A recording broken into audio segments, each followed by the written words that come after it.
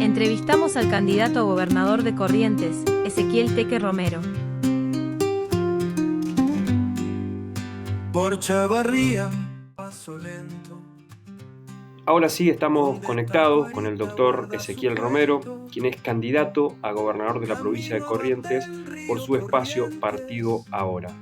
¿Es correcta la presentación que le hago, doctor? Sí, así es. Venimos ya trabajando.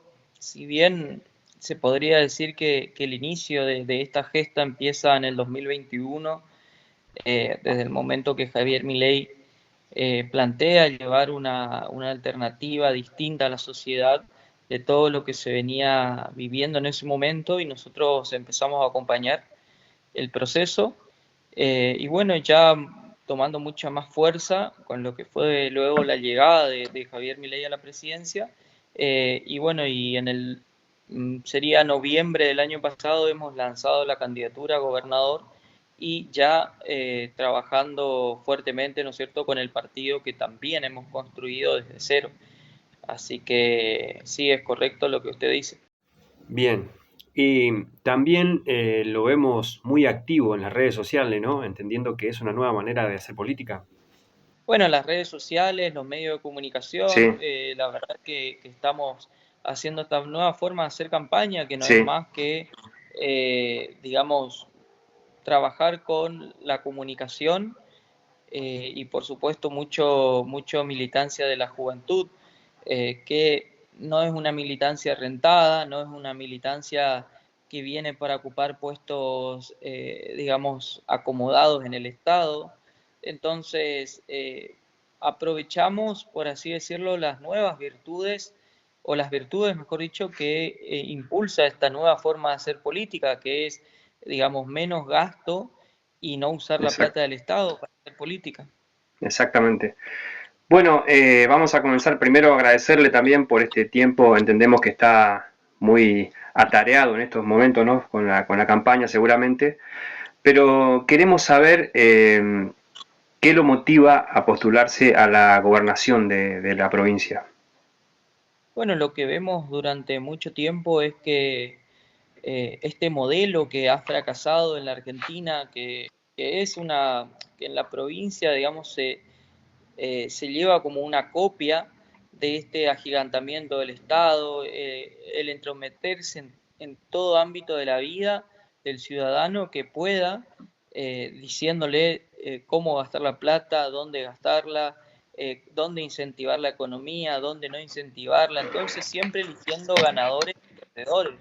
Y resulta que siempre terminan siendo mucho más los perdedores, que son los pagadores netos, por así decirlo, del Sí. modelo, y cuando ves quiénes son los cobradores netos del modelo, o los que se benefician de este modelo, terminan siendo los políticos, sus estructuras partidarias, sus familias, y amigos y parientes, y a veces, digamos, empresarios que están acomodados por ellos también con la prebenda de contratos, ¿no es cierto?, contratos de cualquier tipo de compra, de construcción, etcétera, etcétera.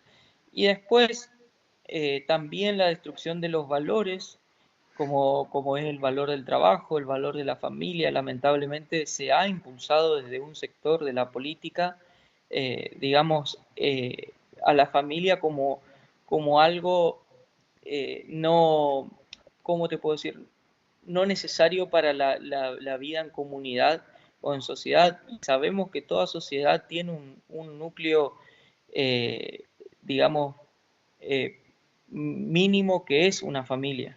O sea, la familia es el núcleo de cualquier sociedad. Y si Totalmente. uno empieza a atacar y a destruirla, es muy probable que los valores que se van instalando en la sociedad vayan decayendo. Entonces, te instalan que si robás es porque necesitas, y no porque sos un delincuente, a pesar de que haya muchas personas en estado de necesidad que no caen en la delincuencia. Y me atrevo a decir que son más las personas honestas, incluso en estado de necesidad, de las que roban. ¿Qué quiero decir con esto? Que este modelo busca romper con todo lo que se ha cimentado en esta sociedad, y que nos ha llevado en un momento a ser una gran potencia mundial. Por supuesto que no es de hace 10 años, de hace 15 años, de hace 20 años. Esta degradación ha comenzado hace mucho tiempo y lo que nos involucra a nosotros meternos en política es esa batalla cultural que deviene en la política, porque el pináculo, el fin de todo esto es que todas las ideas que nosotros tratamos de volcar en la sociedad, el mérito, el trabajo, y volver a las fuentes en cuanto a la libertad de invertir y de vivir tu vida como a vos te plazca, por así decirlo, ese pináculo llega en la batalla electoral en definitiva, porque si todo lo que nosotros hacemos en las redes sociales, en los medios de comunicación, en conferencias o libros o donde pueda plasmar esa batalla cultural, si no se vuelca la política, caemos en saco roto. ¿Qué quiere decir esto? Que los políticos siempre terminan haciendo lo que quieren porque nosotros nos callamos. Nosotros decimos, bueno, siempre elegimos el mal menor, elegimos entre los peores, no hay uno bueno, y bueno, le venimos a dar una alternativa a la sociedad para que elijan nueva gente, digamos, de ficha limpia y que haya un recambio real en la política con ciertos valores y principios que venimos defendiendo.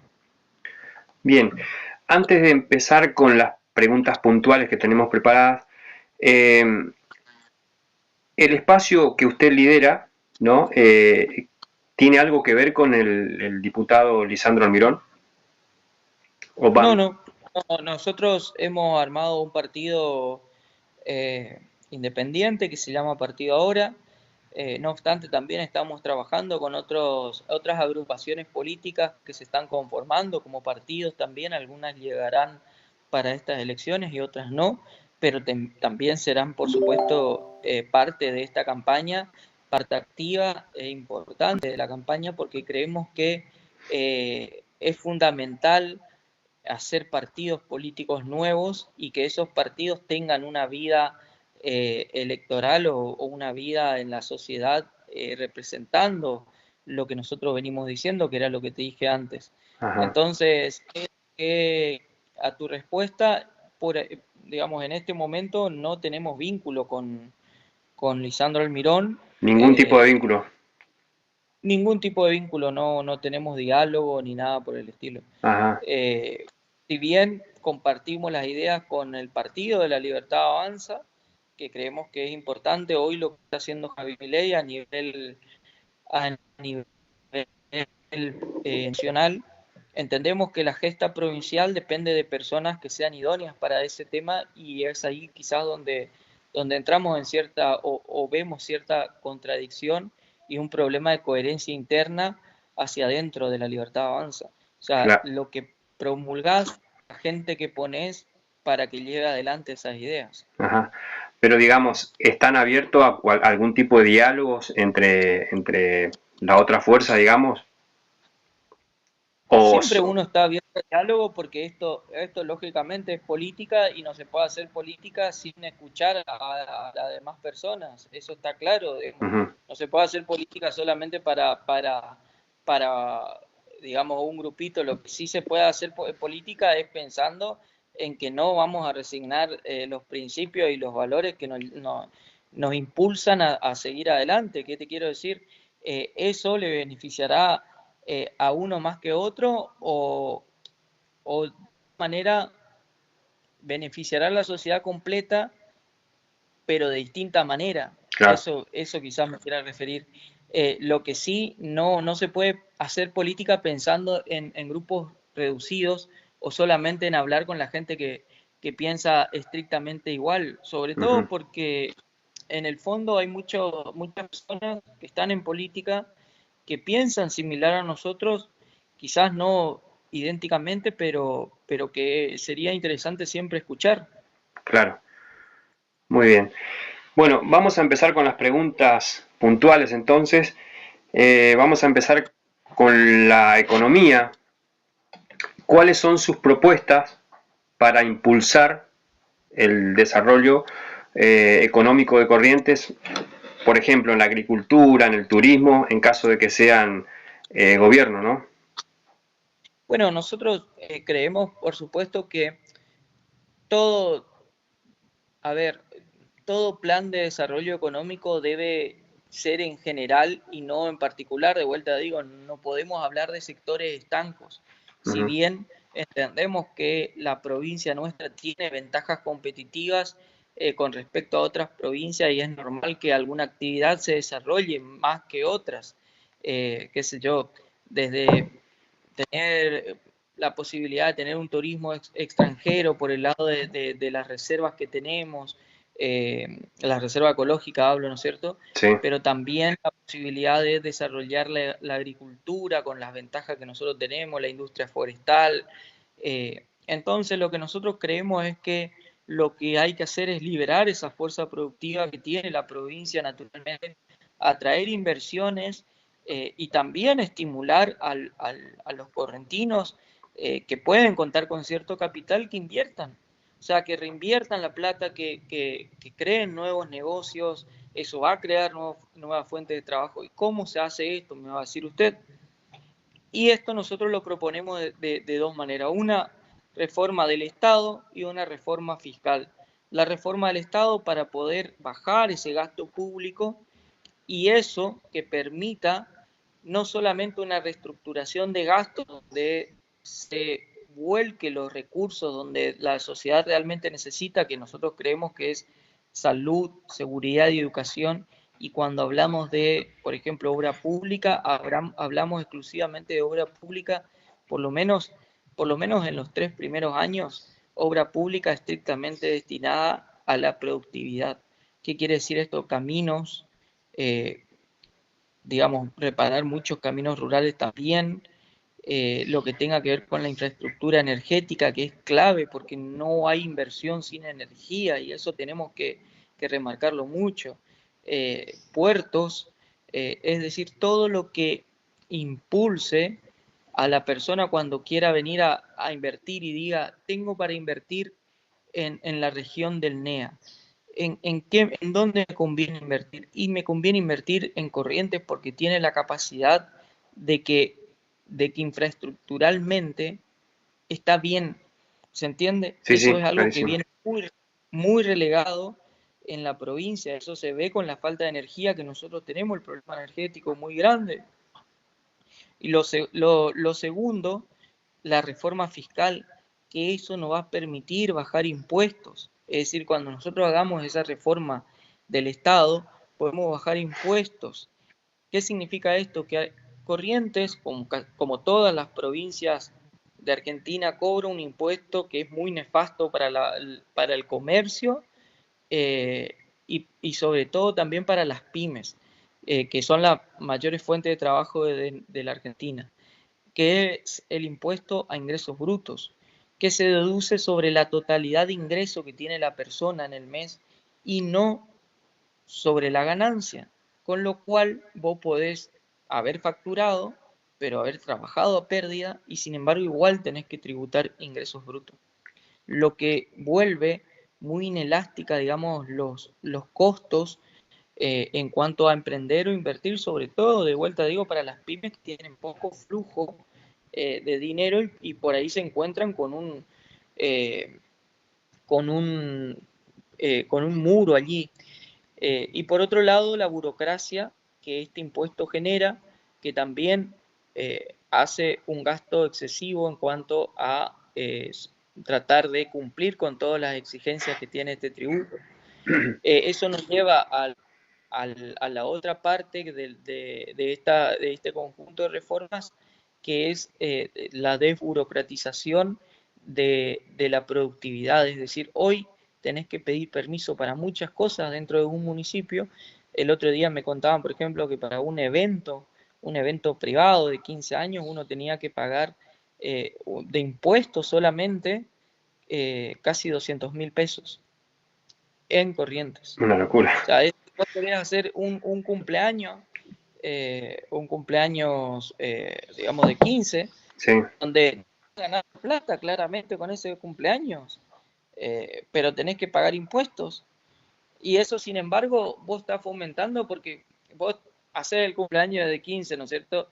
Eso lógicamente que reactiva muchos sectores, desde el alquiler del local hasta el catering, y eso, digamos, deja plata en la sociedad. Sin embargo, el Estado le pone de vuelta una barrera a eso, y cuando vos te vas a pagar el alquiler te dice, sí, pero tenés que ir a la municipalidad o tenés que pagar tanto de impuestos que nos cobran a nosotros.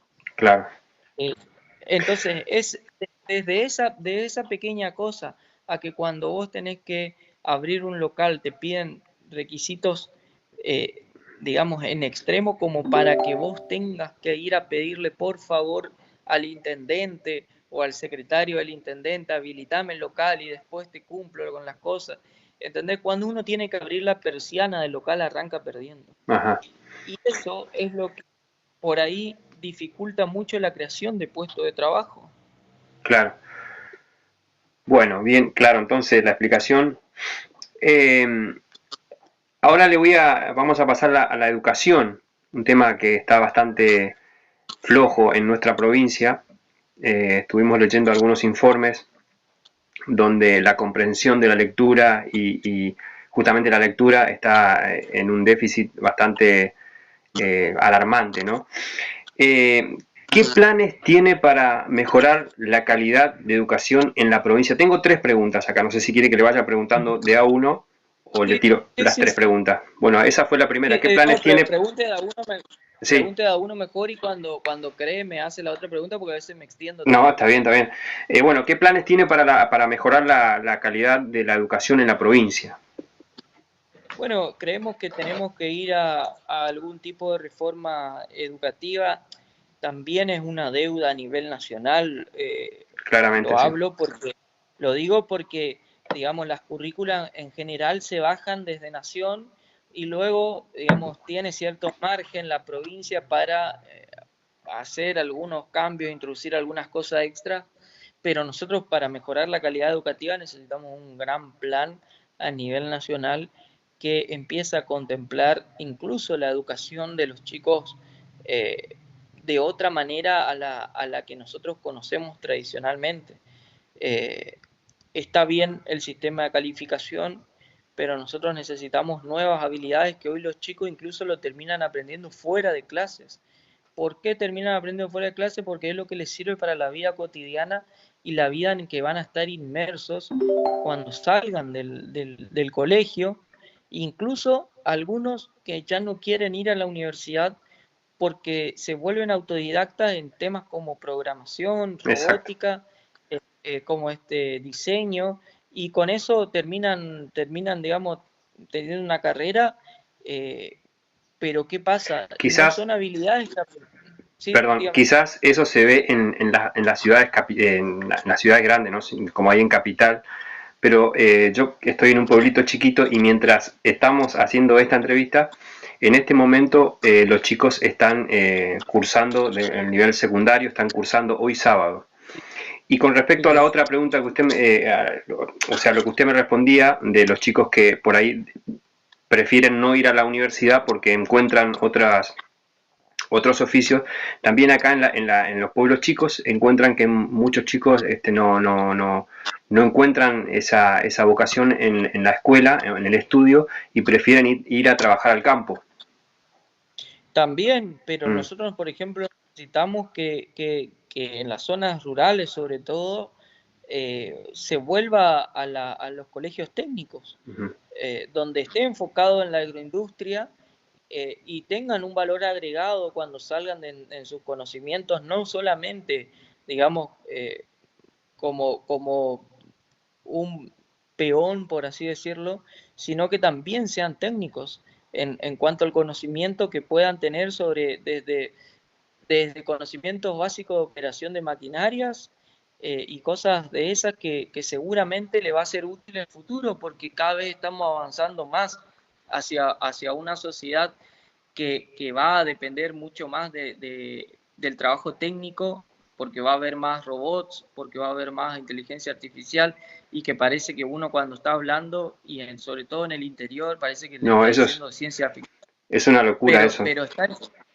pero está llegando, Sí, está sí, sí, llegando sí. en todos lados. Ujú. Y las maquinarias cada vez son más complejas y entonces de repente el trabajo que hace hoy una máquina antes lo hacía 15 o 20 personas. Claro.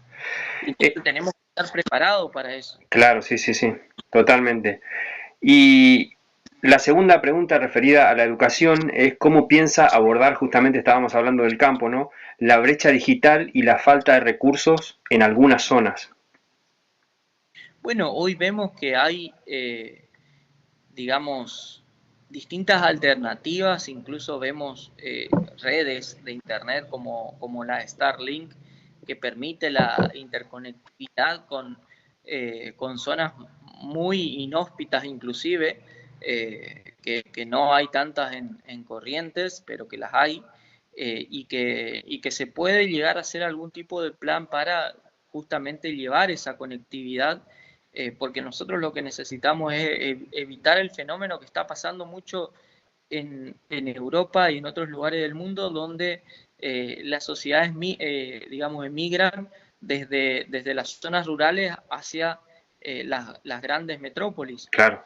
o las grandes ciudades, ¿no es Ujú. cierto? Y entonces, lógicamente, por una mayor cantidad de beneficios o avances que uno puede llegar a tener desde la salud, digamos, hasta las cuestiones menos, menos urgentes, como puede ser, no sé, la disponibilidad de Internet, Exacto. pero sin embargo el fenómeno se está dando a nivel global y nosotros tenemos que tratar de que cada una de las ciudades del interior por lo menos se pueda desarrollar evitando esa aglomeración, Ajá. porque después eso te lleva a muchas consecuencias, como es el hacinamiento en las ciudades, digamos, problemas también de delincuencia, sobre todo cuando vienen personas, digamos, sin trabajo o que no pueden tener una salida laboral, ¿no es cierto? Y vienen con familia, vienen con hijos y después resulta que se encuentran en situación muy vulnerable. Claro. Bueno, y en otra pata importante, ¿no? Que es que lo que respecta a la educación, que son los docentes, ¿no? ¿Qué medidas tomará para apoyar a los docentes para mejorar sus condiciones laborales, ¿no? Bueno, ahí tenés mucha tela para cortar. Primero principal, la queja de todos siempre es el salario, ¿no es cierto? Pero dentro del salario hay otras aristas que tocar ahí porque, por ejemplo, uno tiene salarios que si uno cuando va y mira cualquier recibo de sueldo en el privado y compara con un recibo de sueldo en el público, rápidamente va a advertir la cantidad de ítems que uno ve en el recibo público. Sí, Y uno se pregunta por qué pasa esto. Y básicamente por la cantidad de rubros en negro o de parches que le van poniendo, digamos, a los salarios eh, en menosprecio, en definitiva, de los salarios de los pasivos. Pero más allá de eso, ¿por qué? Porque se busca, digamos, de alguna manera pagar menos a los jubilados. Eso es algo que ya viene pasando porque la caja está quebrada. Pero sacando ese tema que es muy profundo para debatirlo, sí, nosotros tenemos que mejorar el salario de los docentes, de los trabajadores de salud y de lo que es la familia policial.